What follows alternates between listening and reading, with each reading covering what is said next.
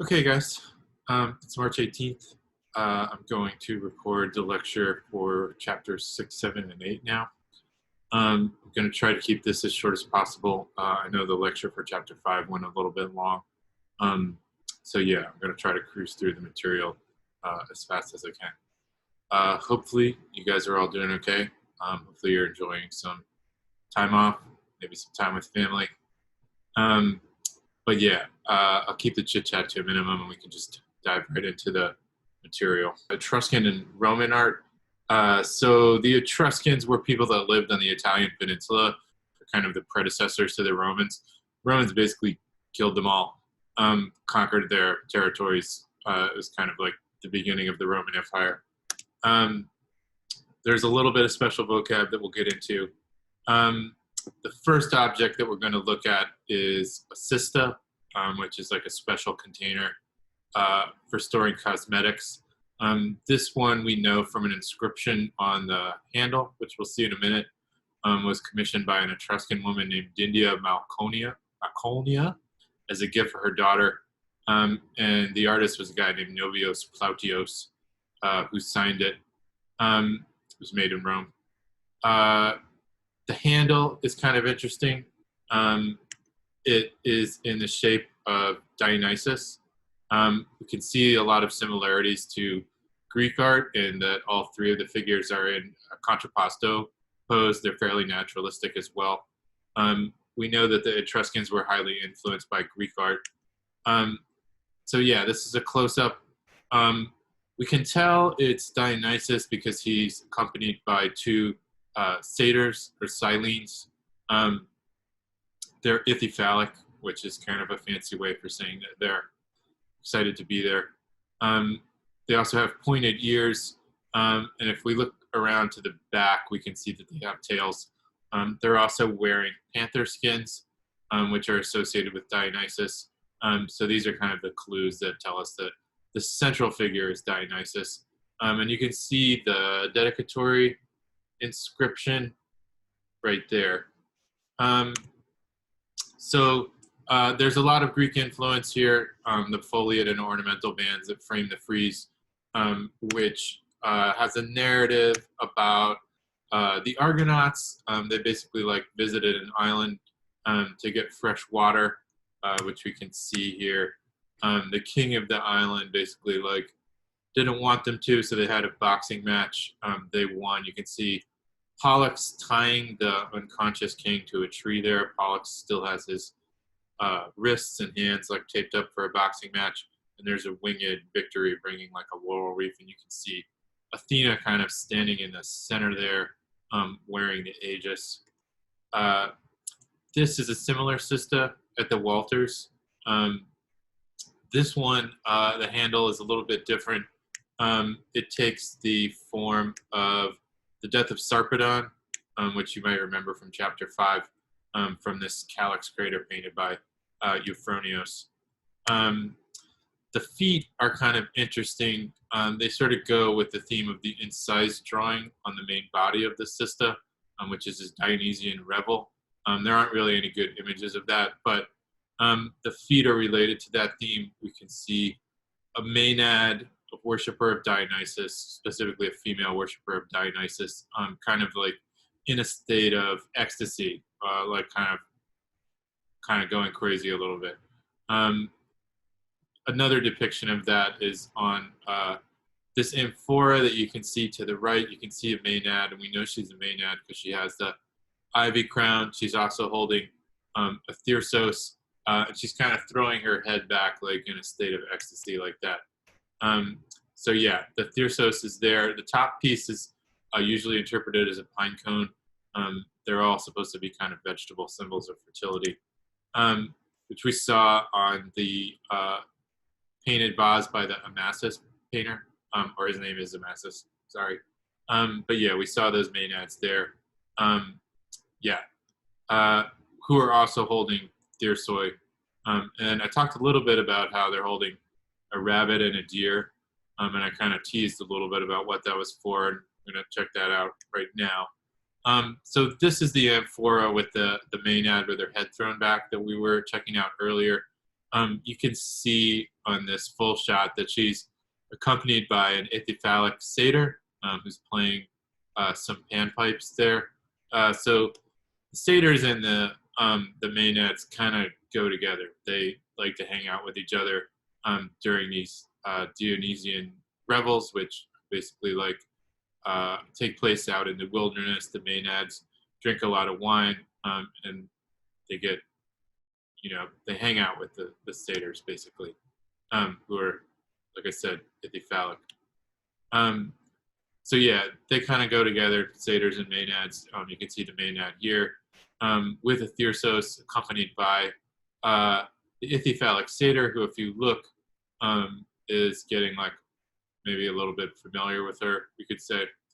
She also has a mother panther in her hand, which is like another kind of Dionysian symbol. This is a calyx where we can see the maenads and the satyrs interacting, and the maenads have those thyrsi that you can see highlighted there, and another one there. This one, we get that kind of like same ecstatic pose that we saw on the foot of the cista at the Walters, and you can see another thyrsos highlighted there, another maenad. So for a Greek viewer, the scene on the back of the amphora with the music scene on the front at the Walters, the fact that the women are now holding thyrsi and are getting ready for like a Dionysian revel.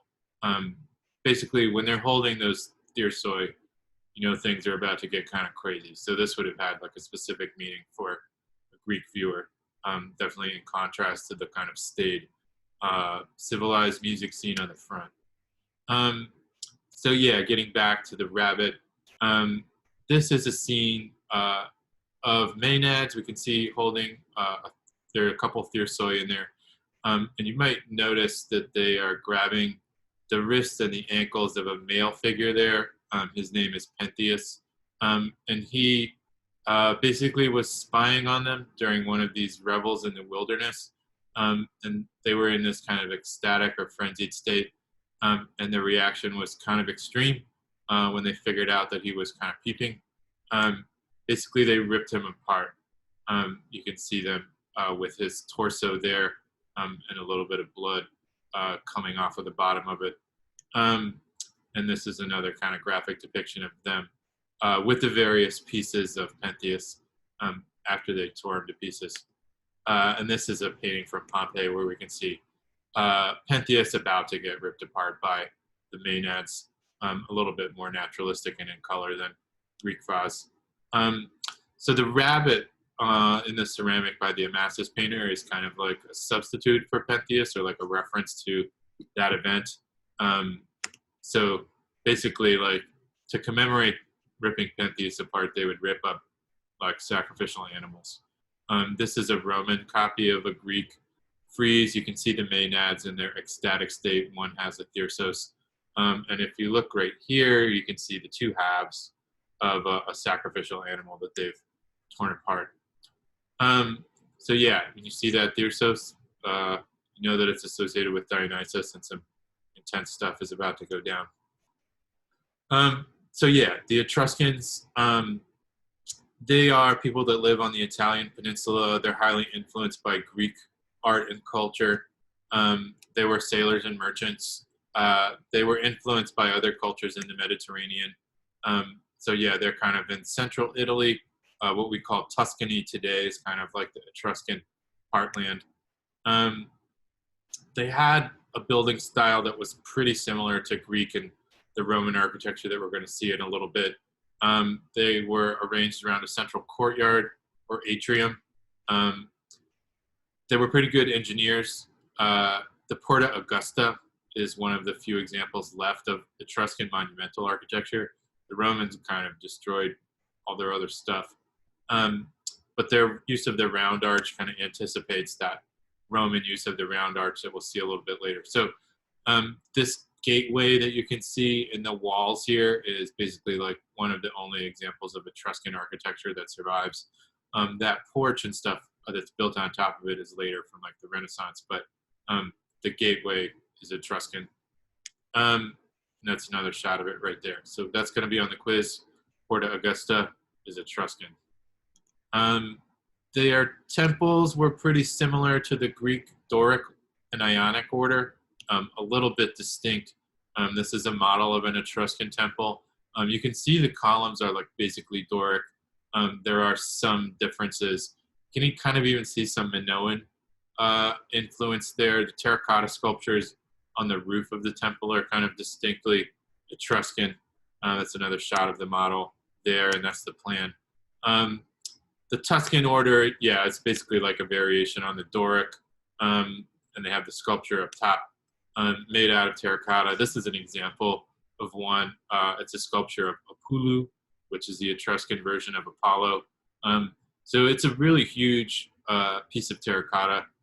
You can see that it's hollow. Just the scale of it kind of is a testament to the skill of the ceramicist that made it. There are a lot of similarities here to the Greek core sculptures, although the Etruscan is like a little bit more dynamic.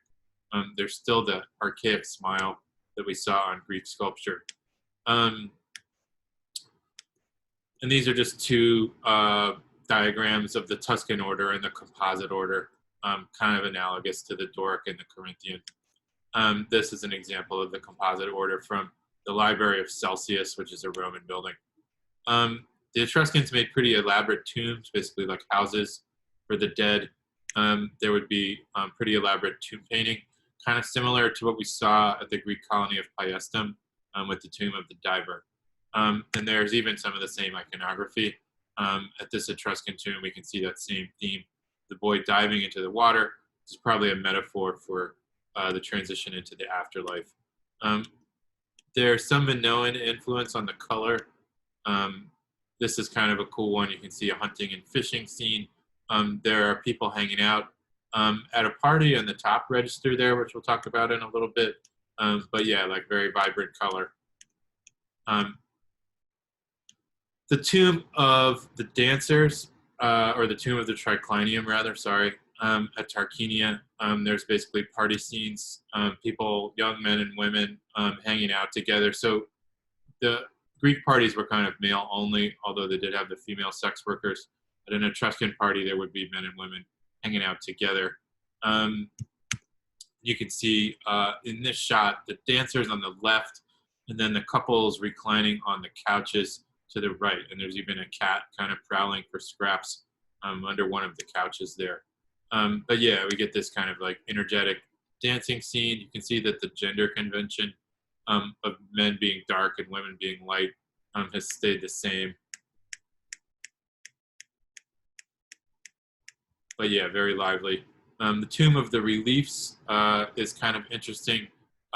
We get these relief sculptures of all the kinds of objects that the deceased would need in the afterlife, including like very naturalistic pillows where the body would be laid out.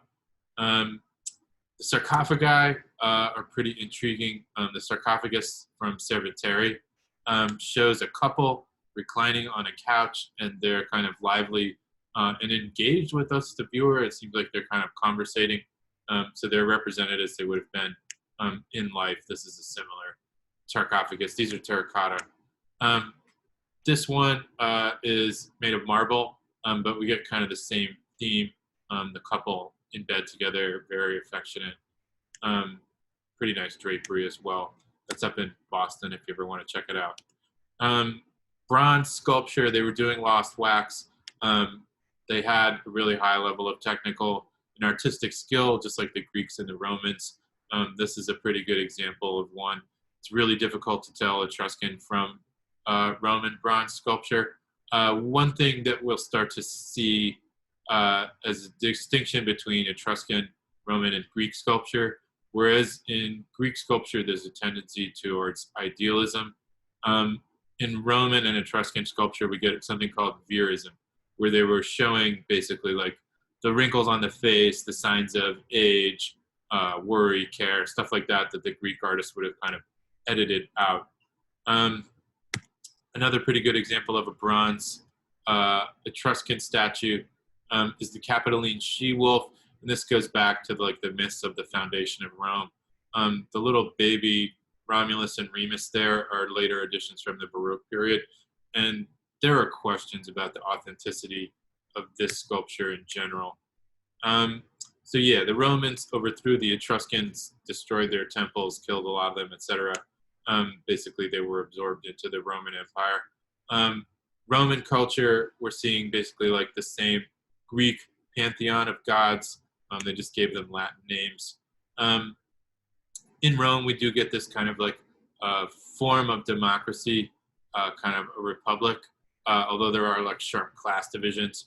The upper class are called the patricians, and the lower class are the plebeians. So there's a strong Etruscan and Greek influence on Roman art.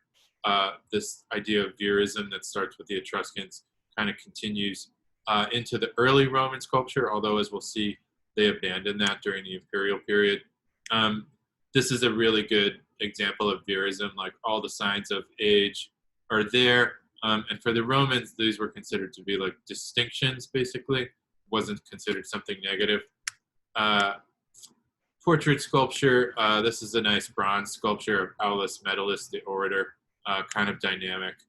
Again, a good example of verism. We start to see the portraits of the emperors on coins. Julius Caesar was the first Roman emperor to do that. This is a pretty good portrait of him showing verism. Another pretty good one is the Barberini Togatus, the patrician carrying portrait busts of his two ancestors. So togatus basically is a word that means like somebody who wears a toga. So this guy's a patrician, and the reason why he's carrying the busts of his ancestors is to show his physical resemblance to them. It's basically like a way of proving his patrician heritage. And the toga is like a symbol of his class, like only upper class patricians would wear the toga. It's basically difficult to be like physically active in a toga, so it's kind of a sign that you don't have to do physical labor or military service. So the toga is kind of this class marker in Roman society. So the fact that he's wearing the toga and he has these busts of his patrician ancestors that kind of look like him are all like symbols of his class status. This is kind of an interesting funerary stela. It's basically been erected by a freed slave who went into the slave dealing business, which wasn't that uncommon. In Roman slavery, there was kind of this like escape valve where masters could eventually free their slaves. So it kind of like kept the system in place. Both of these guys in the upper register are wearing togas. They are both freed slaves that went into the slave dealing business. So the fact that they've been able to kind of save up and pay for this funerary stele that depicts them both wearing togas, it's kind of like a symbol that they made it, more or less. And the idea of freed slaves going into the slave dealing business is a little bit unsavory to us, but it wasn't abnormal in Roman society. The bottom register is kind of interesting. We can see like all of the class distinctions in Roman society represented by the clothing. So the guys that this funerary stela was for were slave dealers. So this is kind of a depiction of their occupation. On the left, we can see the slave seller kind of gesticulating. And if you notice, he doesn't have a toga on. He has kind of like a short kilt. So that's kind of like a symbol of his plebeian status. And he's kind of like gesticulating wildly to sell the man on the auction block in the center. And he's kind of so active that his cape is kind of blowing backwards. The guy on the pedestal we can see is the slave that's being sold, who's basically naked except for a loincloth. And then to the right, we can see the patrician slave buyer who's wearing the toga that extends all the way down to his ankles. And he's kind of like poking the flesh of the slave with his finger to kind of verify the musculature there. So we get the kind of like three class distinctions in Roman society represented by the clothing. The patrician in the toga, the slave in the loincloth, and then the plebeian in kind of a short kilt.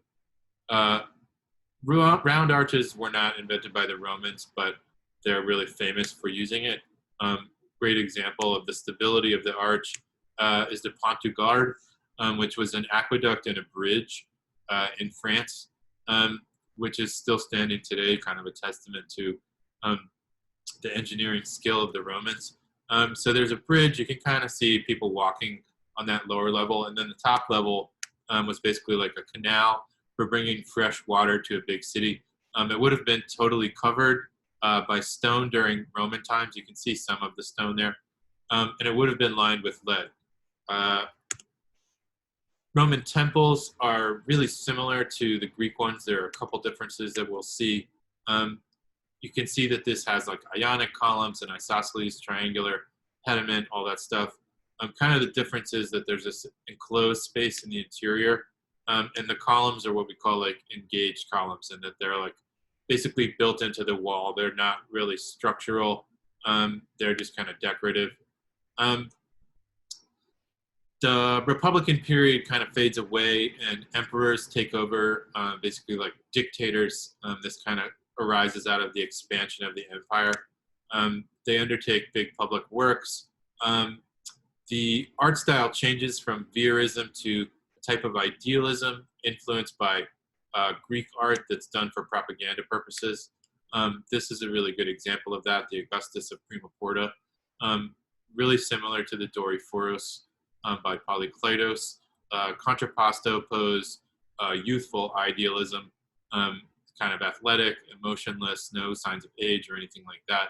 And that little Cupid there at the bottom is to show that he's descended from the goddess Venus, basically making him divine. So that's why we see this departure from verism to this level of idealism. It's basically for propaganda purposes for the emperors. The Ara Passus Augustea is a good example of a propaganda monument from this period. You can see the patricians in their togas with their children in a beautiful example of relief, and there's a nice overlapping and low relief to give a sense of depth. The Gemma Augustea is a cameo or a gemstone carved in low relief. It's really big for a cameo. It's made of a type of onyx that has layers of different colors, kind of like a Smith Island cake. And the artist has kind of carefully removed some of the white layer of onyx to give this strong contrast between the white figures and the black background. Basically, this is like a celebration of one of Augustus's military victories. You can kind of see him being crowned from behind with laurels. And then at the bottom, you can see barbarian prisoners and victorious Roman soldiers. This is another shot of it there. The barbarians are being pulled by the hair. They have beards. The Roman soldiers are erecting kind of like a monument to their victory there. Roman cities are laid out orthogonally or on a grid. There are usually two bisecting main streets that divide the city into quarters. And this is going to be on the quiz. The Forum and other public buildings were usually located at that main intersection that you can see there in this aerial view of the ruins of Pompeii. So remember that. The Forum and other public buildings are at the main intersection. This is another drawing of central Pompeii. Pompeii, you probably know, was basically covered in volcanic ash during a volcanic eruption, which preserved it. So it's a really valuable archaeological site. It's basically like a whole pretty major Roman city that's been preserved. We know that the Romans lived in multi-story apartment buildings called cubiculum. So we see some of those in Pompeii. We also see like pretty fancy patrician houses that are well preserved. This is a pretty good example of one. This is a reconstruction of what it would have looked like. You can see the atrium and the impluvium, these kind of enclosed outdoor spaces in the center of the building. This is the peristyle garden inside the house of the Vedii. Another shot of it there. So this was kind of like a private outdoor space in the center of the home. They would have collected rainwater off the roof in the impluvium. And that's the plan of the house of the Vedii. There's really fantastic wall painting on these kind of fancy houses from Pompeii. They're all lavishly decorated. And we can see some pretty interesting like trompe-l'oeil and intuitive perspective techniques here, as well as like really rich color. You can see the intuitive perspective in the kind of false windows at the corners there, and the trompe-l'oeil kind of represented in the garlands and stuff like that. They're also imitating like fancy marble work along the bottom that's all painted to look like a beautifully patterned marble. And these were what we call like villas, basically like the houses of wealthy Romans. The Villa of the Mysteries at Pompeii is a pretty interesting one. We can see the initiation of a young woman into the cult of Bacchus or Dionysus. So this is kind of the initiation of a Maenad. And it sort of goes from left to right. She kind of enters as a young girl brought in by her mother. And then she goes through these kind of like mysterious rituals of initiation. And we get this really rich Pompeii red color. This is another wall painting with a really good example of what we call like intuitive perspective. It's not quite single point perspective, but it's pretty convincing. They also use atmospheric perspective, which is basically things that are farther away kind of get bluer and less distinct as a way to convey their distance from the viewer. There are some beautiful paintings that were basically like taken out of their original sites in the 18th century and brought into Naples. They're in a museum there, but this one's kind of cool. We can see a female painter actually at work on a portable panel painting instead of a wall painting. And you can see her with kind of wealthy clients to the left there checking out her progress. But yeah, like a beautiful insight into the process of the Roman painter. They also made still lifes, kind of anticipating Renaissance and Baroque art, as well as portrait painting. This is a portrait of a married couple, and they're holding a scroll and a wax tablet for writing. And this is to kind of like make them look like they're educated and upper class, even though they probably weren't, but fairly naturalistic. The Flavians are another dynasty. They're really well known for building the Colosseum. The Arch of Titus is one of their big monuments. This is it right here. It's a triumphal arch in honor of the deceased Emperor Titus, who's kind of known as one of the best or most effective Roman emperors, but it's basically kind of like a propaganda monument to him. It's in the Roman Forum where the Senate would meet. The Senate would meet over here in this building right there. And this is not the Arch of Titus, a different arch. The Arch of Titus is at the other end. You can see the Colosseum way off in the background. But yeah, we're looking at the Arch of Titus, which is a triumphal arch. It's basically celebrating his conquest of Judea, or what's now Israel. And you can see a portrait of Titus. He's being transported in a type of chariot called a quadriga, which has 4 horses that you can see there. And that type of chariot with the 4 horses was kind of reserved for triumphal processions. So the fact that we see the 4 horses is kind of an important clue as to what's going on here. On the other side, we can see the victorious Roman soldiers bringing back the spolia, or the booty, from their conquest. And you can see that there's a large menorah that they're transporting. They're also crowned with laurels. We can see they're passing through a triumphal arch, just like the one that we're looking at right there. Underneath the arch, there's one more piece of propaganda. We can basically see the deceased Emperor Titus riding on the back of an eagle.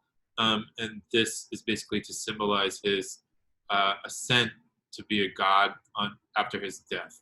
And apparently they like paid people to say that they saw this as part of their propaganda effort. The Colosseum, you guys probably are aware of from popular culture. It was basically like a sports arena at the center of Rome, where there would basically be like free entertainment for the plebeians, as well as bread and stuff like that. It's basically like a way of keeping the plebeians from revolting against the patricians. And there were all kinds of stuff animal hunts, gladiator fights, mock naval battles, all kinds of kind of gruesome stuff. But there was no television. This is basically what they did to keep people complacent. It's a pretty fantastic example of engineering. It would have seated thousands of people. You can see the use of the round arch. There are all kinds of examples of variations on the arch, including barrel vaults, groin vaults, and domes. So a barrel vault, basically you're extending the arch, and a groin vault is where two barrel vaults come together. And a dome essentially is like a rotation of an arch. Portrait sculpture, there's a little bit of idealism, but we can see that they're getting back into Verism. This is kind of a cool sculpture of a young Flavian woman who's got this really elaborate hairstyle, as you can see, which is based in reality. It's not an exaggeration. There were slaves called cosmetrics that were basically like professional hairdressers, and they used like extensions and like rag curlers and stuff like that to get this effect. The back, we can see this really elaborate bun, which is actually like all extensions. There's a local hairdresser in Baltimore named Janet Stevens who's done like a really good job of experimental archaeology, reconstructing these hairstyles. And maybe we can check one out.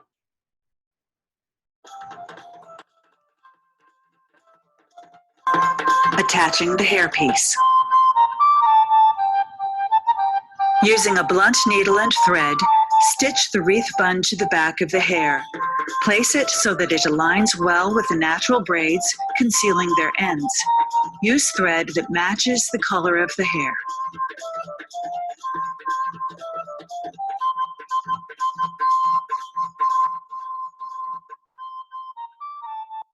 This is kind of like another example of a Roman sculpture from the Flavian period, showing Verism. You can see some other examples of architecture. This is a map of Rome at the time. You can see the public buildings, the Forum, and all that stuff. The largest forum was built by Trajan, along with a market. The Basilica Oppia is a good example of architecture from this period. This is a reconstruction of it, as you can see. There's some of it that's left. The Column of Trajan was another monument from this period. It's basically dedicated to the Roman victory over the Dacians, who were like barbarians that lived in what's now, I think, Serbia.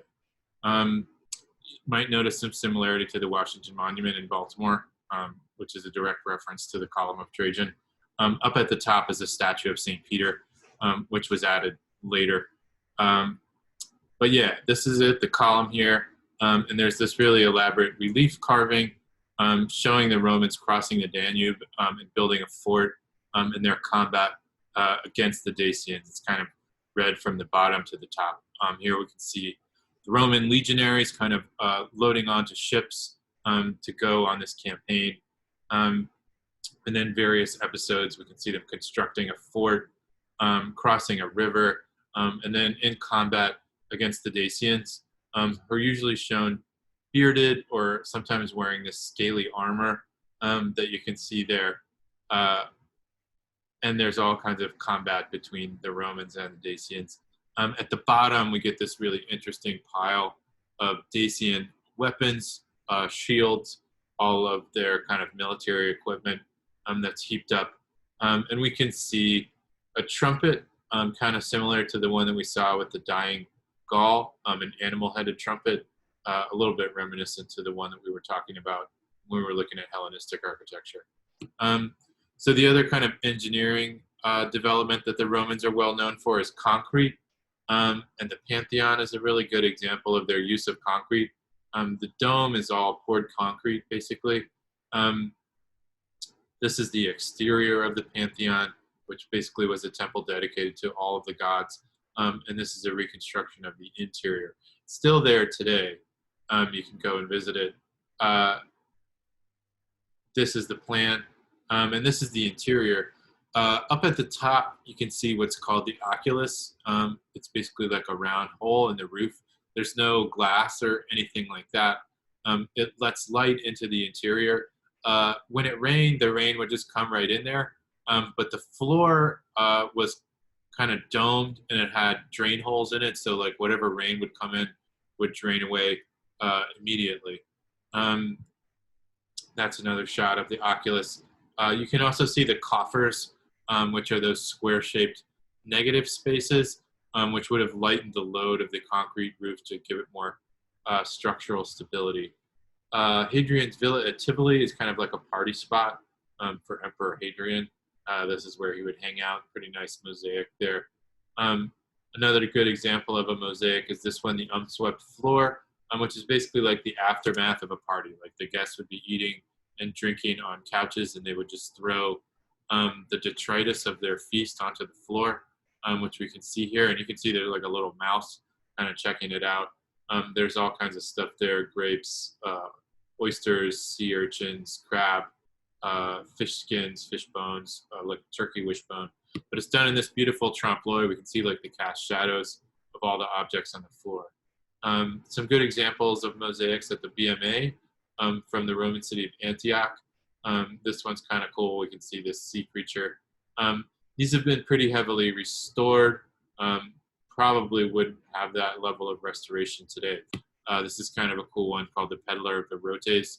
You can see this old man in the lower right who's selling little cupids. And just some other examples of the mosaics that are at the BMA. Pretty high quality examples of Roman mosaics. Imperial portraiture, this equestrian statue of Marcus Aurelius is a nice example. If you notice, he's like really huge. He's kind of too big for the horse, so he's kind of idealized there. His son Commodus succeeded him, who you might remember. He's idealized very much so in this case. He's dressed in the skin of the Nemean lion, and he has like a wooden club over his shoulders to kind of connect him to Hercules. Funerary sculpture, there are sarcophagi, pretty elaborate ones that are made during this time. And we have a really fancy set of them at the Walters. They're all from one family called the Licinians. They're all basically removed from what's called the Licinian tomb, like their family tomb, basically. And they're all kind of dedicated to the god Dionysus, who is kind of popular for themes of rebirth, triumph over death. He's kind of like connected to Apollo, the sun god. He's kind of a vegetable god with the grapes and the thyrsoid and stuff like that. So he's connected to like the return of spring, rebirth, death, stuff like that. This is one of the sarcophagi at the Walters, the sarcophagus with the Indian triumph of Dionysus, which is basically like a myth about Dionysus going to India, which for the Romans was like the end of the earth. And this is kind of like his return after conquering India. So we can see like various episodes from his life on the lid of the sarcophagus, and then this triumph scene on the body of the sarcophagus. And there are exotic animals like an elephant and a giraffe, lions. These are all to like make it clear that he's returning from India, kind of like the end of the world. So this is another close-up shot there. We can see Dionysus holding a thyrsos in the left, and he's being pulled by panthers in a chariot. That's kind of another clue that this is Dionysus, that his chariot is being drawn by panthers. And it's kind of a reference to that quadriga that we saw on the Arch of Titus. It's like his triumphal procession. On the lid, we can see kind of like scenes from his life. This is the birth of the god Dionysus. His mother Semele was a mortal woman who gave birth prematurely and then died. Zeus's wife, he's Zeus's son, Zeus impregnated her, to keep Hera from killing the baby. Hermes kind of like takes him away and gives him to Silenus, a satyr, to raise as his own. On the body of the sarcophagus, we can see a Maenad there. She's next to Silenus, who has a thyrsos, and she's kind of like in this ecstatic state, beating a tambourine. You might notice that there's a giraffe to her right there. And that's the thyrsos with Silenus. Dionysus' stepfather, and we can see Dionysus holding the Thyrsos there. So yeah, these were all excavated from a Roman tomb. These are some other tombs or sarcophagi from that tomb. This one is all about the birth of Dionysus. And on this one, we can see a symposium on the lid, kind of connected to the god of wine. And you can see that in this case, Silenus is like so drunk that he can't stand. He has to be carried. Some of the other Licinian sarcophagi from the same tomb, and some of the other artwork from that tomb was looted probably twice before it was rediscovered at the beginning of the 20th century. And basically, Henry Walters, the founder of the Walters Art Museum, bought it for $1 million, which was, he bought the entire Massaranti collection, including the Licinian sarcophagi, for $1 million, which was in 1902 an outrageous sum of money. That's on the quiz, $1 million. Late Empire, basically we're talking about decline. Well, there's ups and downs. The Severan dynasty is like a good period. The Severans were from North Africa, Libya, basically. The Severan Emperor Caracalla was one of them. You can see that he has like pretty tight curls in his hair, probably a reflection of his North African ancestry. He built a big public bath that you can see here. After the Severans, though, we do enter this period of decline. There's a tetrarchy, basically, where they're like dividing the empire into 4 sections ruled by these 4 different guys called the tetrarchs. And we get this really weird art style, which is kind of a reference to their paranoia with this kind of penetrating gaze.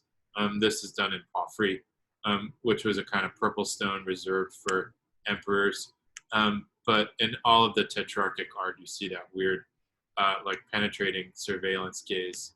And these are the 4 tetrarchs shown embracing to kind of show their solidarity with one another, but also gripping the hilts of their swords to kind of show their military power. And they had these 4 different headquarters: Milan, Trier, Thessaloniki, and Nicomedia. And the Basilica at Trier was one of these headquarters. So this is up in Germany. It's a lot colder, so they don't have that kind of like open plan that we see in the Mediterranean. It was converted into a church, but this is the audience hall of one of the tetrarchs, Constantius Chlorus. Arch of Constantine. Constantine was the first Christian emperor, and this is one of his triumphal arches near the Colosseum.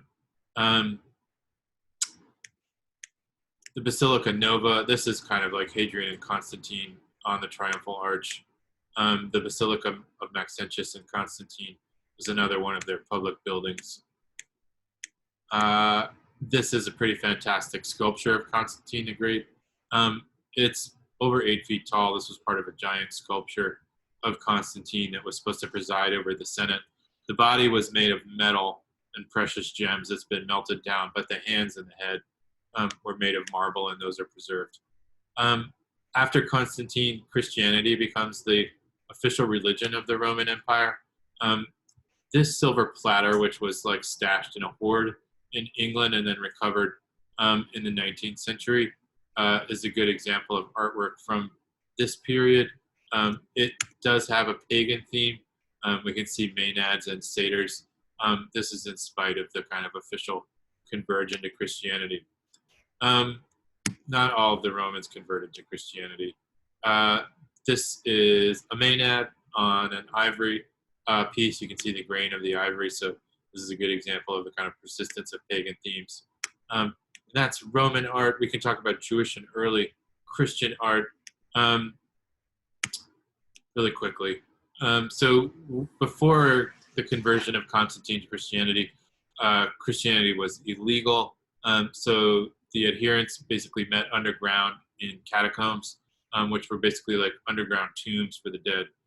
It was illegal to bury the dead within Rome, so you had to go outside of the city and down into these catacombs to deposit the bodies of the dead. This was to prevent the spread of disease, but this became like a secret worship place for Christians, and they decorated the interiors with Christian themes. You can see On the left, Moses getting water from the rock, and then Christo Pantocrator, the Alpha and the Omega, on the ceiling there, as well as like a vegetable menorah.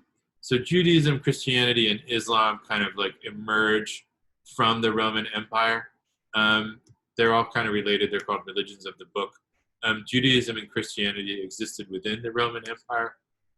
This is the late Roman and Byzantine world. So Judaism has like a long history in Rome itself. People that were practicing Jews from the Roman Empire kind of came there because it was the center of the Roman world. So the Jewish community in Rome has been there for a long, long time. We can check out some examples of early Jewish art, a Jewish catacomb in Rome with those vegetable menorahs and a depiction of the Ark of the Covenant. There's a site called Dura Europos in what's now Syria. It's really interesting because it had a synagogue, a church, and a Roman pagan temple. The Dura Europos synagogue was in somebody's house. It was preserved because it was basically buried by walls of fortification built later. But we can see the Torah niche here. That's where the Torah scrolls would have been stored, and all of these paintings having to do with the Old Testament. You can see basically like the line of preservation is where the paintings were buried by that fortification. But we can see some pretty fantastic scenes, including the crossing of the Red Sea with Moses and Aaron. You can see the hands of God kind of spread out above them. And below them is a depiction of the temple in Jerusalem, which looks a lot like a Roman building. You can see Pharaoh's army to the left, them being drowned on the right. This is a floor mosaic from a synagogue near Galilee in Israel. It's kind of interesting because it's like a folk art style. This was kind of like a rural area. So the artists that made this like weren't that sophisticated. We can see some pretty cool stuff. This is a shot of it in situ. In the center, we can see kind of an interesting example of what we'll call like syncretism, which is like a mixture of pagan and monotheistic themes. Basically a zodiac wheel with the Greek god Helios, sun god in a chariot in the center. But you can see the various zodiac signs and personifications of the four directions in the corners. The top register is basically like a representation of heaven or the spiritual realm. We can see menorahs as well as the Ark of the Covenant. And then down low, we can see a scene from the Old Testament, the sacrifice of Isaac. You can see Abraham with the knife there, Isaac with his hands bound, about to be put onto the fire, and then the hand of God kind of reaching out of the sky and providing the sacrificial ram to replace Isaac. Early Christian art we've looked at a little bit. In Dura Europos, there's this early Christian church with a baptistry. There are some fragments of paintings. We can see Christ represented as the Good Shepherd, which is like a syncretic theme that we'll see, and it's a little bit hard to see, but Adam and Eve are in there. The bottom left, right here, you can see them, and this is Christ as the Good Shepherd carrying a sheep on his back, and we'll see that later. Couple other examples of catacomb paintings. You can see the bones of the dead in the little shelf there, and then there are Bible scenes and Christ as the Good Shepherd painted on the roof. The Bible scenes are Jonah and the whale, and then you can see Christ as the Good Shepherd in the center. Early Christian sculpture draws pretty heavily from Roman styles. This is Christ as the Good Shepherd. He's in the contrapposto. You can see him carrying the sheep, but it would be really easy to interpret him as either Orpheus or Apollo, really similar looking to both of those themes. So this is a good example of syncretism. That's going to be on the quiz, syncretism.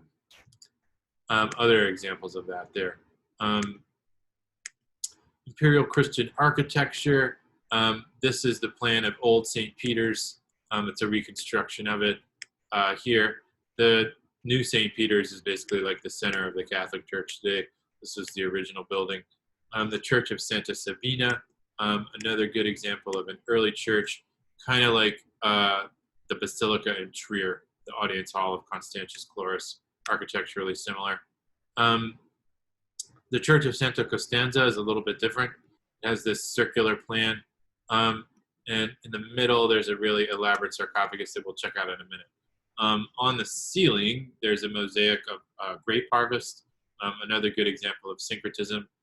So we get this kind of connection to the god Dionysus. But obviously in Christianity, the process of making wine is an allusion to the crucifixion, and wine itself is the blood of Christ. So this kind of got this dual meaning. This is the sarcophagus of Constantina, done in porphyry, that purple marble. And we can see the theme of winemaking continued on the sarcophagus itself, which does have this dual pagan and Christian meaning. The sarcophagus of Junius Bassus is another really good example of early Christian art. So they have the same kind of format as the sarcophagus with the Triumph of Dionysus from the Licinian tomb, although all of the symbolism here is Christian. You can see Christ in majesty in the top center, and then various other events from the Old and New Testament in the other kind of like portals. Adam and Eve in the lower left there. Another shot of the whole thing. The Rubens vase, a really good example of artwork from this period at the Walters. It was probably made in Constantinople for one of the Byzantine emperors. It was probably carried off by a crusader in 1204, looted, that is. So remember that, that's on the quiz, looted by a crusader. In 1619, it was bought by Peter Paul Rubens. He loved like gem carving. This is a really fantastic example of that. This is an engraving based on a drawing he made of it. It went through like all kinds of different ownership. Seems like Rubens bought it at a flea market in Paris. Then it was later sold to like a friend of Rubens who it seems like was going to sell it to like some Indian prince, but it was captured by the Dutch on the way there. The way that it got to the flea market, it was probably stolen from the King of France by Huguenots in 1590, and then turned up on that flea market in 1619. We know that it was looted probably by a crusader from Constantinople. That was how it became like the property of the King of France. And yeah, we know that it was probably made in a royal workshop, or sorry, imperial workshop for the Byzantine emperors. Pretty fantastic example of that. The Byzantine Empire basically comes from the split of the Roman Empire into Eastern and Western divisions. And we get these various barbarian invasions. Ravenna and Thessaloniki are two of the imperial capitals during this period. The Oratory of Galla Placidia in Ravenna is a good example of architecture from this period. It's basically like a big tomb, but we get these pretty interesting mosaics here. We can see Christ as the Good Shepherd here. Note that he doesn't have a beard. The Rotunda Church of St. George in Thessaloniki, another pretty good example of mosaic from the period. Byzantine art, we're going to try to cruise through this pretty quickly. This is basically like the Eastern Roman Empire, the Greek part of the Roman Empire. This is a nice example of silver plate made in Constantinople. It's part of a series called the David plates, but we can see the battle between David on the left and Goliath on the right. It's part of a set of plates basically depicting the life of David. So Byzantine art, we're talking about the part of the Roman Empire centered on Constantinople, which later became Istanbul. There's some golden ages here. The best example of Byzantine architecture is the Hagia Sophia, which is today a mosque in Istanbul. The dome is kind of like the peak architectural achievement of the Byzantine Empire. They basically made this to be a representation of heaven on earth. It's a pretty fantastic interior space. And we'll see that this building had a lot of influence on mosques when we look at Islamic art. can see some similarities to the Pantheon here. In Ravenna, there's a pretty amazing church built by Justinian called San Vitale. It has really fantastic mosaics that we'll check out in a second. In this apse way, you can see Christ enthroned, seated on the world. Note that he has a purple toga and no beard. And then we can see Emperor Justinian in the purple toga. And then his wife Diodora also in the purple toga. The monastery of St. Cothren on Mount Sinai is kind of isolated. It's built like a fortress. Monks would have lived here. There's another pretty fantastic mosaic where we can see Christ returned from the dead. He's got this blue halo called a mandorla around him, as well as a cruciform halo. We'll talk more about that as well. Some pretty nice example of ivory work showing the Archangel Michael. Illuminated manuscripts are books made by hand by monks. This one was probably made for the emperor because the pages are purple. Some other examples. This is an icon showing the Virgin and Child flanked by saints. It's painted in caustic on wood, which is basically like beeswax and pigment, but pretty naturalistic, well preserved.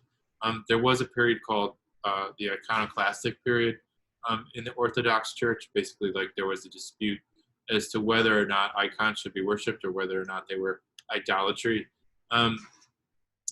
This is a book kind of criticizing iconoclasts.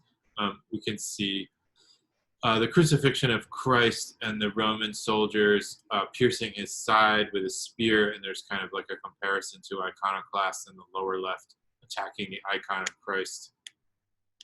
Middle Byzantine, some other mosaics from the Hagia Sophia. We can see the Virgin and Child there. Another monastery here. And this is a church in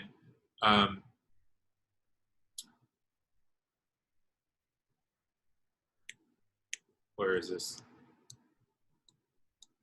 Not sure. I'll have to tell you later. This is another church in Kiev. Here we can see Christ Pantocrator and scenes from the life of Christ. Crucifixion scene here. Death of Christ. The Cathedral of St. Mark in Venice.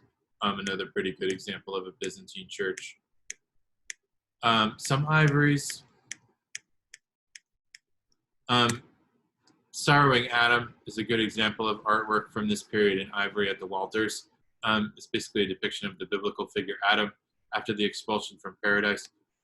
We know that it's based on classical statue of Hercules.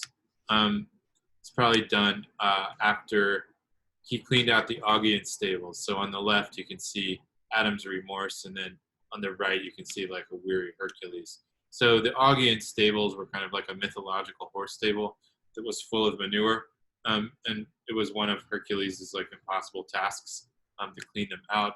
He did so by diverting a river to flow through them and clean out all the manure. But these images of weary Hercules are probably the origin for that image of sorrowing Adam.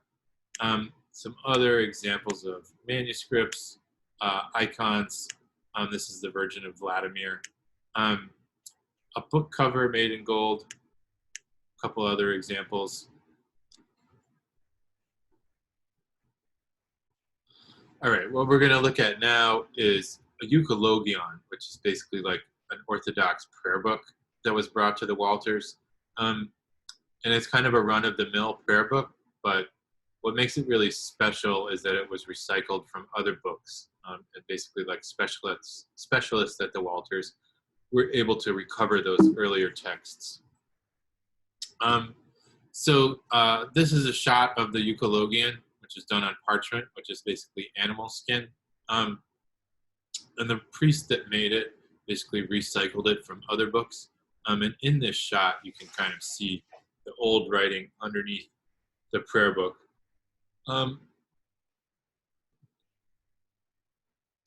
It's a pretty normal prayer book, but it has these palimpsests of older books. They're basically texts by Archimedes. Ones that were lost, these are the only known copies of them. One's called the Method, which is basically like the beginning of the invention of calculus. So that's going to be on the quiz. Make sure you remember that. It's the invention of calculus. This is another shot of the palimpsest. You can kind of see underneath the text of the prayer book. Basically, they went through like all of these different scientific processes to recover the lost books. The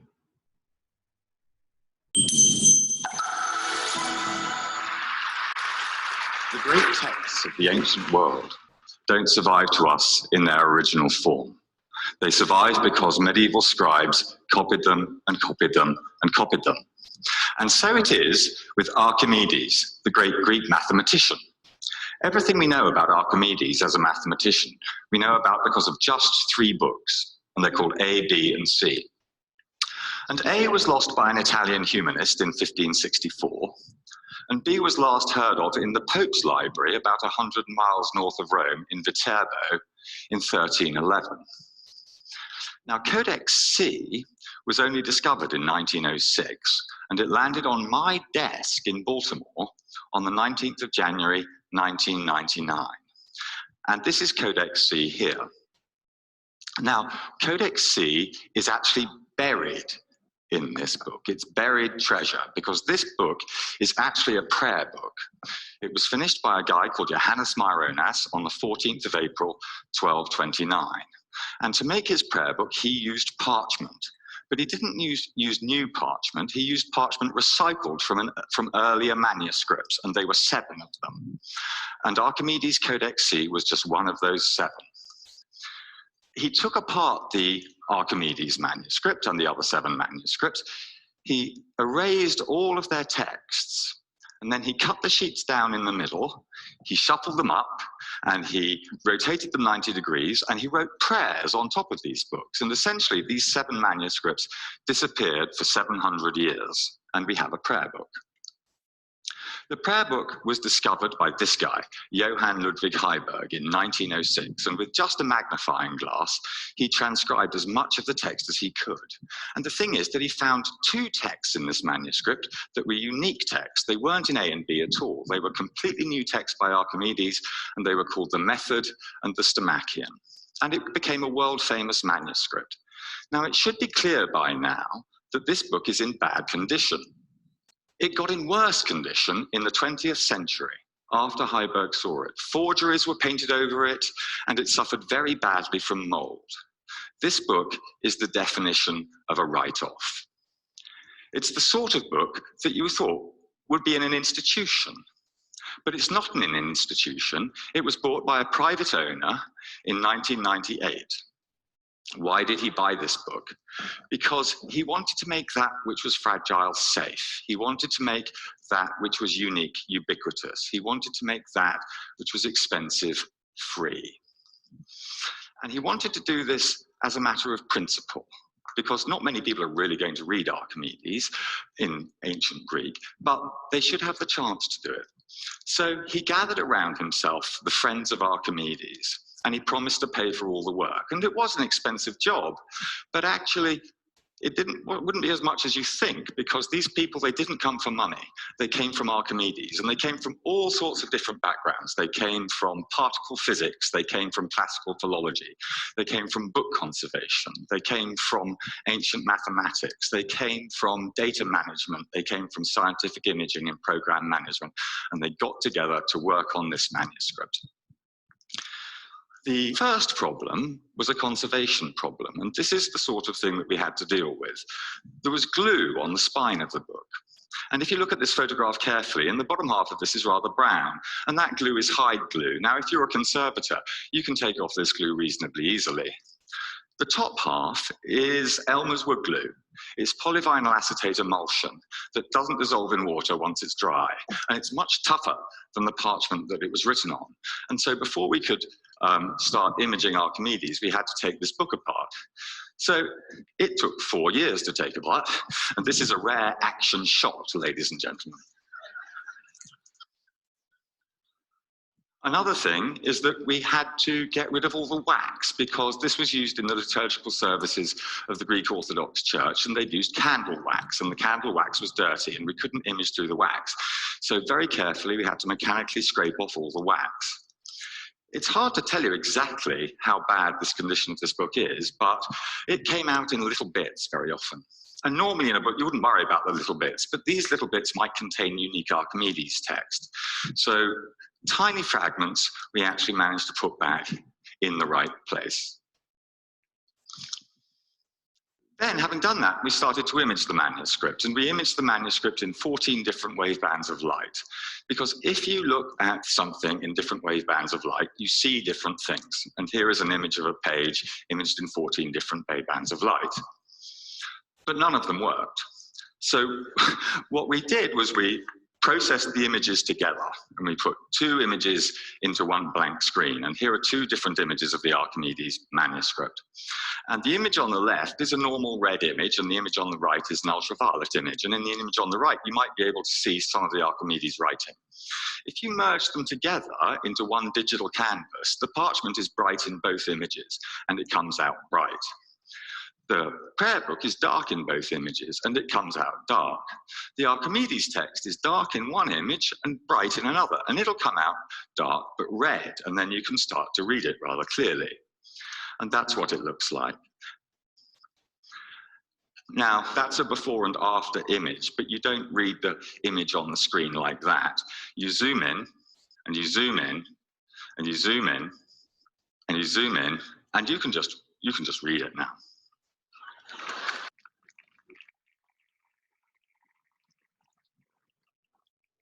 If you process the same two images in a different way, you can actually get rid of the prayer book text. And this is terribly important because the diagrams in the manuscript are the unique source for the diagrams that Archimedes drew in the sand in the 4th century BC. And there they are, I can give them to you. With this kind of imaging, this kind of infrared, ultraviolet, and visible light imaging, we were never going to image through the gold ground forgeries. How were we going to do that? Well, we took the manuscript and we decided to image it in X-ray fluorescence imaging. So an X-ray comes in the diagram on the left, and it knocks out an electron from the inner shell of an atom. And that electron disappears. And as it disappears, an electron from a shell further out jumps in and takes its place. And when it takes its place, it sheds electromagnetic radiation. It sheds an X-ray. And this X-ray is specific in its wavelength to the atom that it hits. And what we wanted to get was the iron, because the ink was written in iron. And if we can map where this X-ray that comes out, where it comes from, we can map all the iron on the page, and theoretically, we can read the image. The thing is that you need a very powerful light source to do this. So we took it to the Stanford Synchrotron Radiation Laboratory in California, which is a particle accelerator. Electrons go around one way, positrons go around the other. They meet in the middle, and they create subatomic particles like the charm quark and the tau lepton.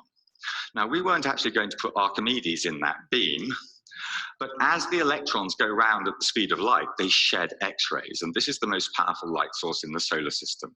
This is called synchrotron radiation, and it's normally used to look at things like proteins and that sort of thing, but we wanted to look at atoms, at iron atoms, so that we could read the page from before and after. And lo and behold, we found that we could do it. It took about 17 minutes to do a single page. So what did we discover? Well, one of the unique texts in Archimedes is called the Stomachion, and this didn't exist in codices A and B. And we knew that it involved this square, and this is a perfect square, and it's divided into 14 bits. But no one knew what Archimedes was doing with these 14 bits, and now we think we know. He was trying to work out how many ways you can recombine those 14 bits and still make a perfect square. Anyone want to guess the answer? Okay, it's 17,152 divided in 536 families. And the important point about this is that it's the earliest study in combinatorics in mathematics. And combinatorics is a wonderful and interesting branch of mathematics. The really astonishing thing, though, about this manuscript is that we looked at the other manuscripts that the palimpsester had made, the scribe had made his book out of, and one of them was a manuscript containing text by Hyperides. Now, Hyperides was an Athenian orator from the 4th century BC. He was an exact contemporary of Demosthenes. And And in 338 BC, he and Demosthenes together decided that they wanted to stand up to the military might of Philip of Macedon. So Athens and Thebes went out to fight Philip of Macedon. This was a bad idea because Philip of Macedon had a son called Alexander the Great, and they lost the Battle of Chaeronea. Alexander the Great went on to conquer the known world. Hyperides found himself on trial for treason. And this is the speech that he gave when he was on trial. And it's a great speech. Best of all, he says, is to win. But if you can't win, then you should fight for a noble cause, because then you'll be remembered. Consider the Spartans. They've won innumerable victories, but no one remembers what they are because they were all fought for selfish ends. The one battle that the Spartans fought that everybody remembers is the Battle of Thermopylae, where they were butchered to a man, but fought for the freedom of Greece. It was such a great speech that the Athenian law courts let him off. He lived for another 10 years. Then the Macedonian faction caught up with him. They cut out his tongue in mockery of his oratory, and no one knows what they did with his body. So this is the discovery of a lost voice from antiquity, speaking to us, not from the grave, because his grave doesn't exist, but from the Athenian law courts. Now, I should say at this point that normally when you're looking at medieval manuscripts that have been scraped off, you don't find unique texts. And to find 2 in one manuscript is really something. To find 3 is completely weird, and we found 3. Aristotle's Categories is one of the foundational texts of Western philosophy, and we found a 3rd century AD commentary on it, possibly by Galen and probably by Porphyry. Now, all this data that we collected, all the images, all the raw images, all the transcriptions that we made and that sort of thing, have been put online under a Creative Commons license for anyone to use for any commercial purpose.